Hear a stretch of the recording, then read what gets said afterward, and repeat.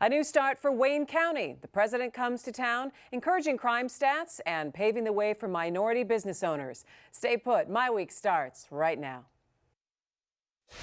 Recently, Michigan's economy has begun to turn around. Michigan's gained over 250,000 new jobs. We've paid off $20 billion in long-term debt. And our population is increasing for the first time in a decade. But to make Michigan a top 10 state, there's still plenty of work to be done. Step up and help put Michigan on top. Learn what you can do at MichiganTurnaroundPlan.com. Funding is also provided by Delta.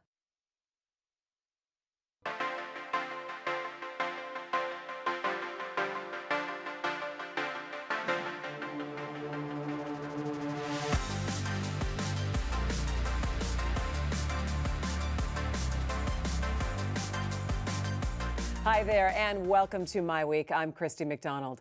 2015 is here. It is a brand new start for all of us, including leaders here in Michigan and in Washington, D.C. There are new faces in the front offices and Republicans have taken control of Congress. But many of 2014's issues and challenges have carried over into the new year. For the first time in 12 years, Wayne County has a new leader. We'll talk about Warren Evans' plans, especially when it comes to fixing county finances. Plus, President Obama comes to Michigan to tout the success of the auto industry bailout. Also, some good numbers, a drop in violent crimes in Detroit last year. And what has to be done to encourage and support minority entrepreneurship in the city? That is all coming up for you on MiWeek. It is a new year and a new start for local government. The Detroit City Council, they went back to work this week, no longer under a Chapter 9 bankruptcy. Governor Snyder has plenty on his agenda, including what's next for Detroit Public Schools. And in Wayne County, it's the end of an era and a new beginning for County Executive Warren Evans. He's got a lot to tackle: a growing deficit, a failed jail project, and underfunded pensions. On his first day in office this week, Evans reduced his staff and lowered salaries.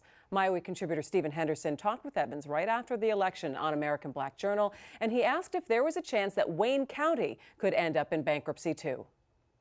We don't know how deep the hole is yet, and so everything's on the table. Yeah. If we're at a point where there's really no way to continue county operations and balance the budget, then we're going to have to look at some other options, definitely. I don't know at that point that it's the case. First part of the question. The second part of the question is my contacts with the governor's office indicate to me that they don't have a predisposition to appoint an emergency manager. But they do want to see somebody clean up the mess. Right. And so once we know the numbers, I guess the numbers will help speak to whether or not, there's the ability to do it on our own.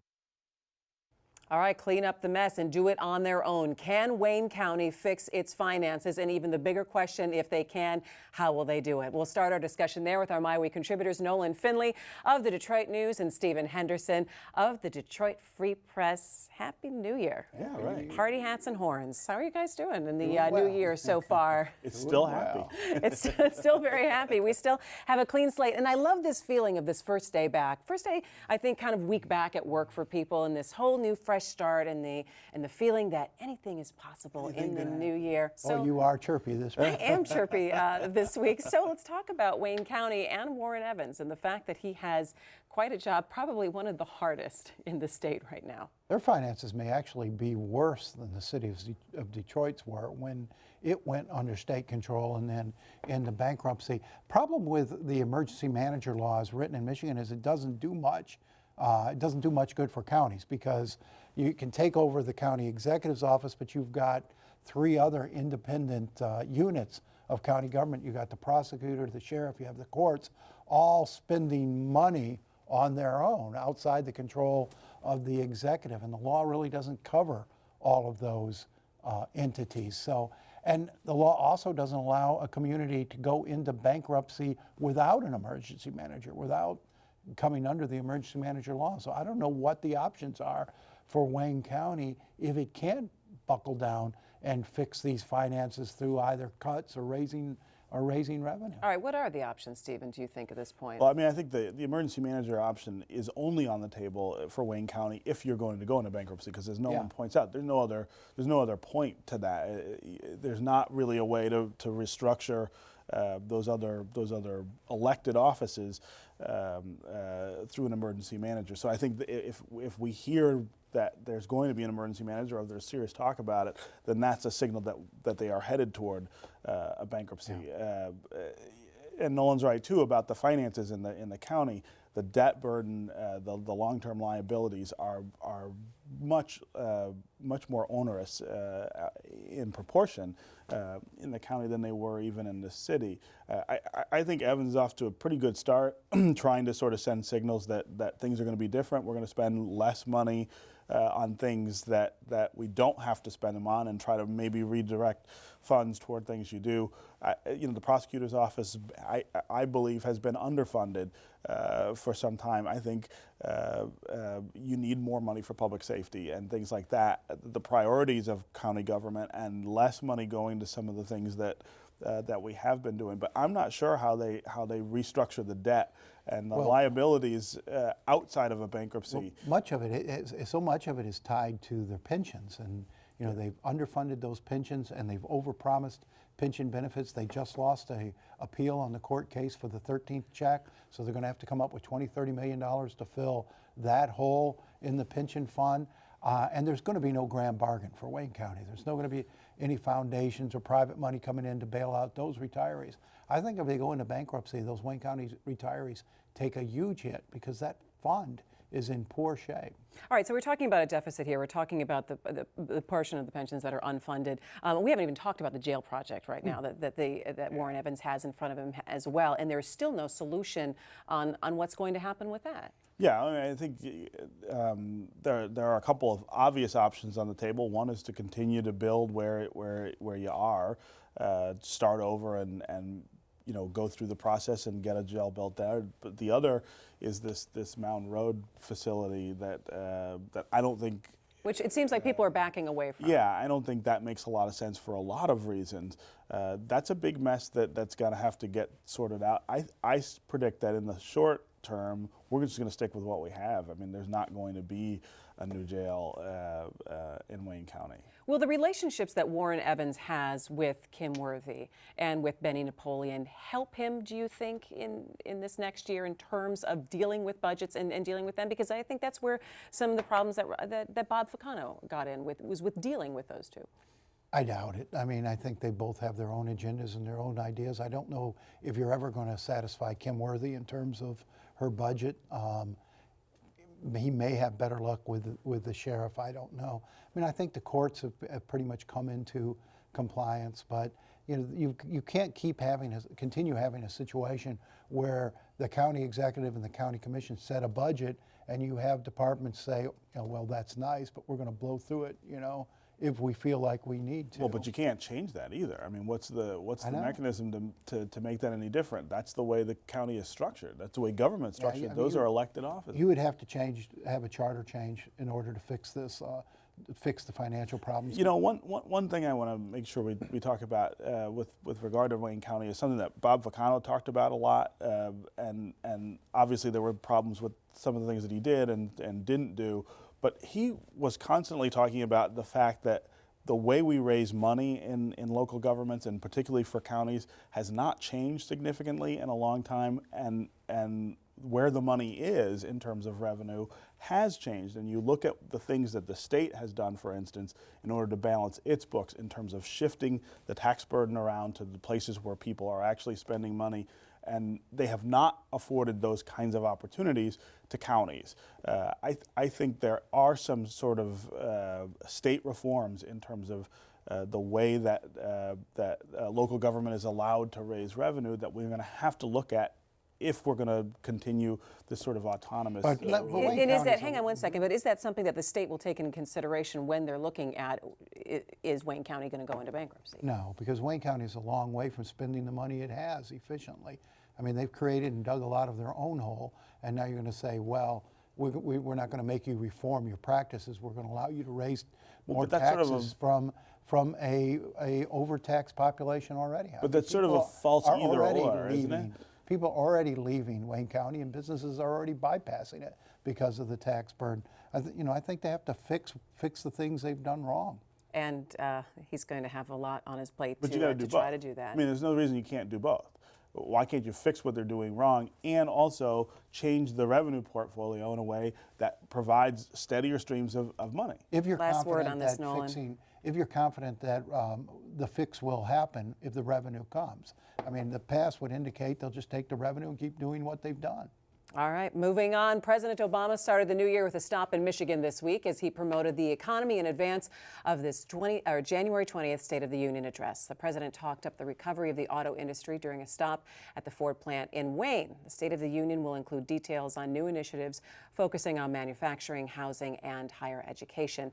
Meanwhile, the new Republican-controlled Congress also started work this week. So the president came into town, and two things he talked about a lot was the new Mustang, which I think he had his eye on. And he also talked about the Lions a little bit. And he was doing almost a 6 years later talking about the auto industry bailout. But Nolan, you weren't too impressed. Well, I mean, this was a campaign swing. His numbers have been down. He's trying to push his numbers up to give him the clout to continue, you know, taking this position that I can rule by executive fiat and I don't have to deal with this new Congress. What his mission here in this trip to Michigan and to the other states he visited yesterday was to build his popularity to the point where he can say, I don't have to deal with this Congress. I can finish my 2 years the way I've been governing, and that's by ignoring you all. Can you really do that, though? Can you really get public opinion so high that you don't have to deal with I don't think he has to. No, of course not. But, you know, his numbers are higher than Congress's are. I mean, if you look at the approval ratings,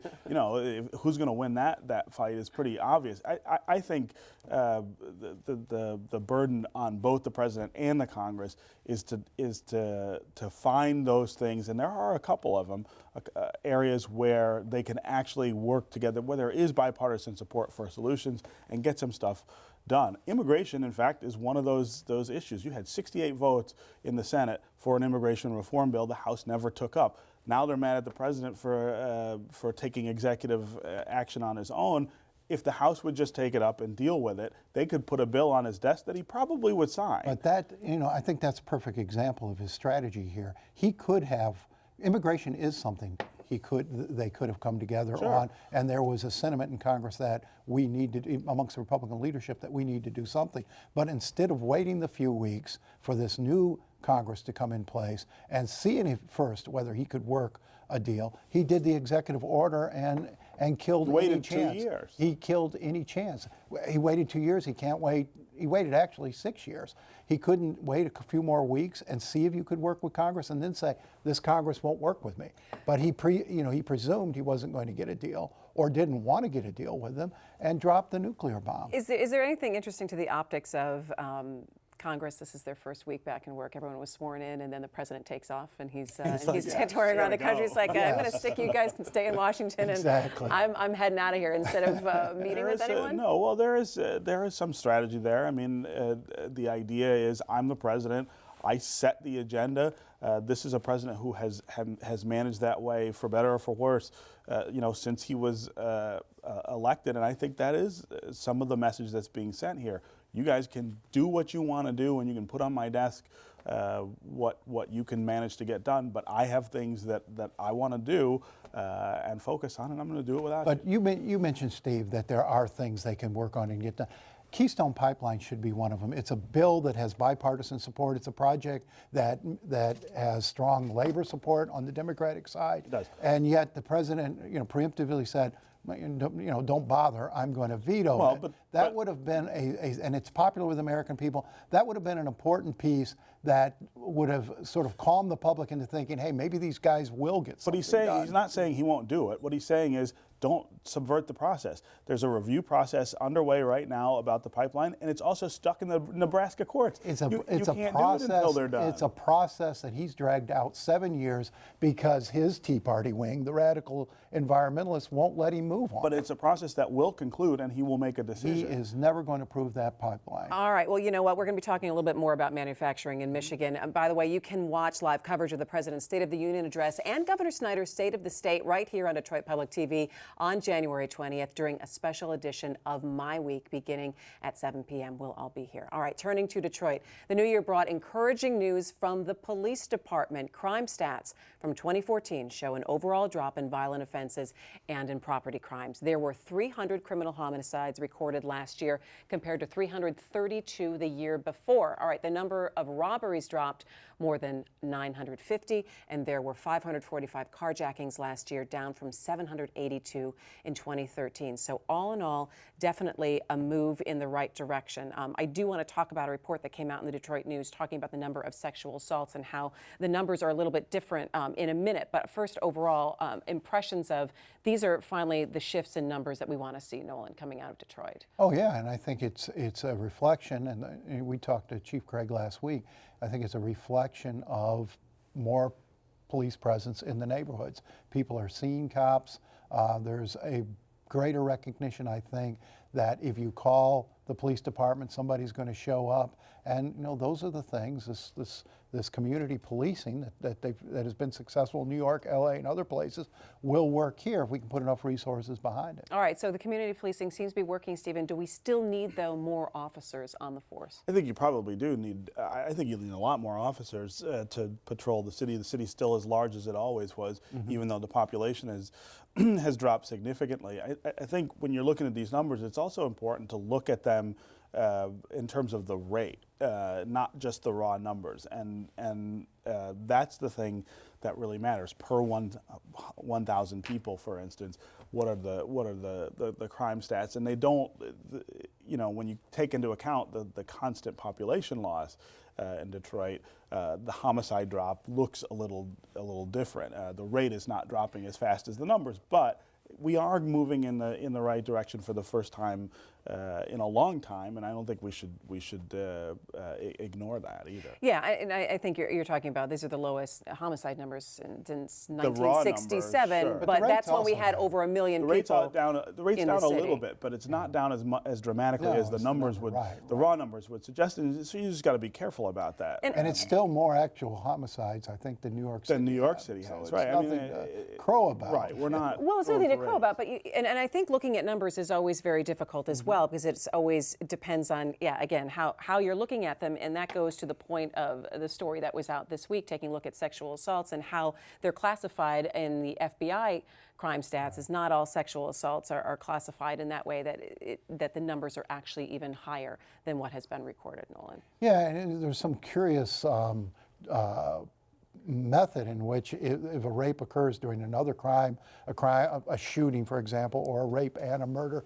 the rape doesn't get recorded or doesn't get counted in the stats, and I think it distorts the level of problem. At the same time, you know, you've got this backlog of rape kits here that they're trying to clear up out of the prosecutor's office, so you have serial rapists still out who, if this evidence were processed, you could take off the street. I think sexual assault's a huge problem in Detroit. Yeah. Which is still a major issue, that you're looking for nonprofit dollars to be able to solve crimes which should be solved by your government entity. Well, and this gets back to the county government situation. What is county government for? Why do we have it? I would say public safety is probably the number one on that list, and yet Kim Worthy cannot get dollars from the county executive office to prosecute these rape kits. But this wasn't a problem that the county necessarily created. I mean, these kits were sitting on a shelf in a police unit.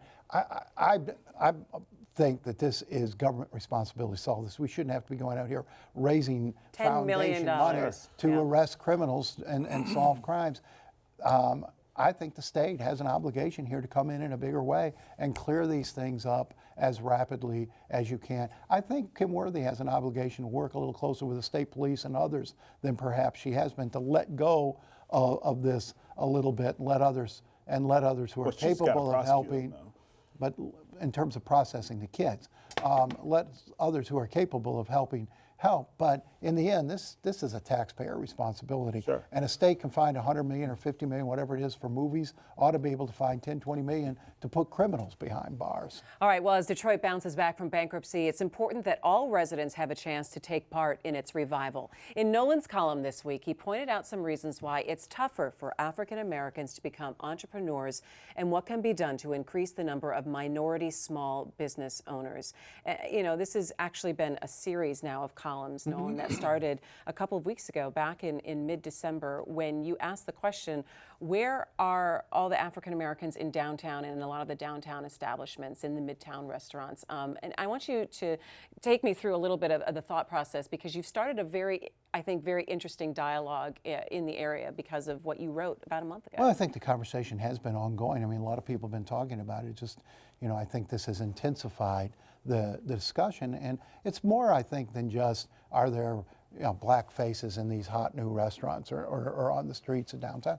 I think it's a bigger issue here, whether African Americans are fully participating in the revival of Detroit in terms of as entrepreneurs and as employees in these new companies, as occupants of these new apartments and lofts. And I think the answer is no. And you're hearing from a lot of people there's a growing resentment about the idea of folks not being, folks that have been here a long time, not being included or not feeling as welcome as perhaps they should feel. It's gotten a tremendous response. This past Sunday, I interviewed Eric Williams, who's a law professor at Wayne State and runs a program providing free legal service to start-up businesses. And he talked about the cultural and class obstacles for black entrepreneurship. They start a little later in life, they have fewer family resources to support them, and the venture capital community tends to overlook them in favor of others.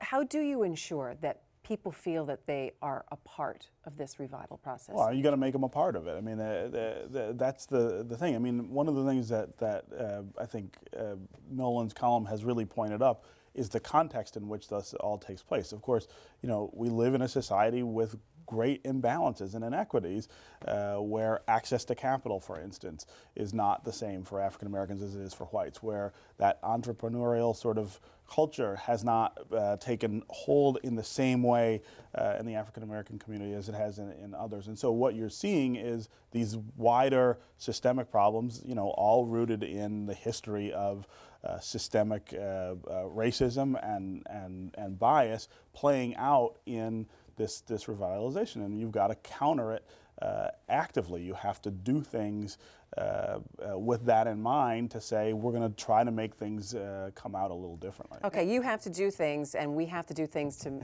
make it come out a little different. Who is the you and the we? Who does it come down to?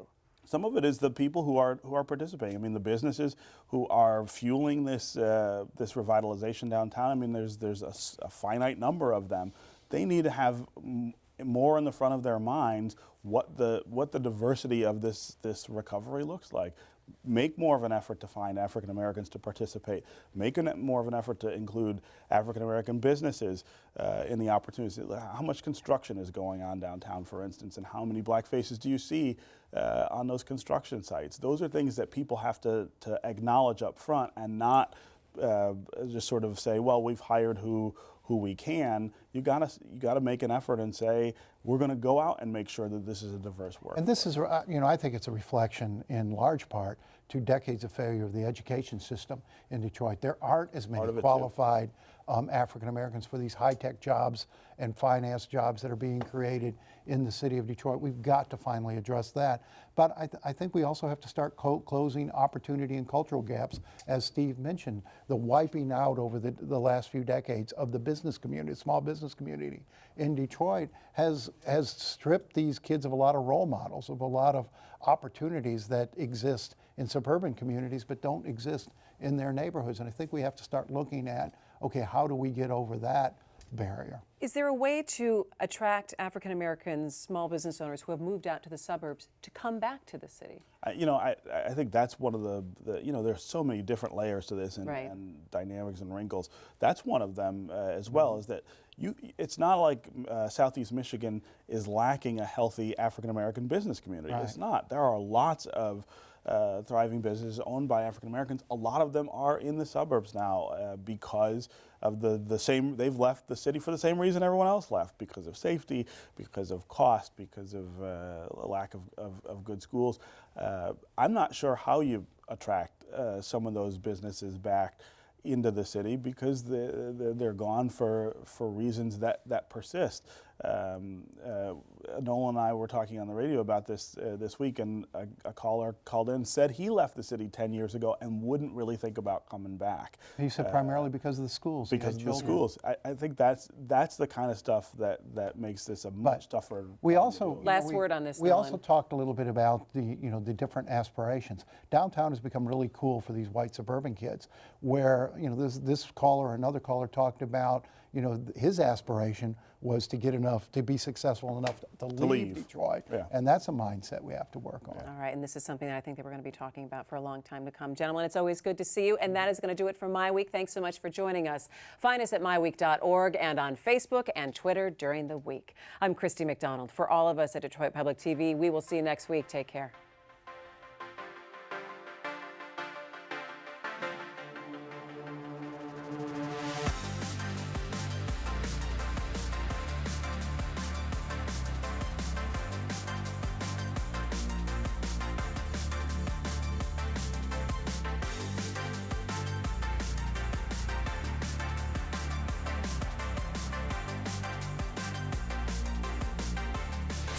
Recently, Michigan's economy has begun to turn around. Michigan's gained over 250,000 new jobs. We've paid off $20 billion in long-term debt. And our population is increasing for the first time in a decade. But to make Michigan a top 10 state, there's still plenty of work to be done. Step up and help put Michigan on top. Learn what you can do at MichiganTurnaroundPlan.com. Funding is also provided by Delta,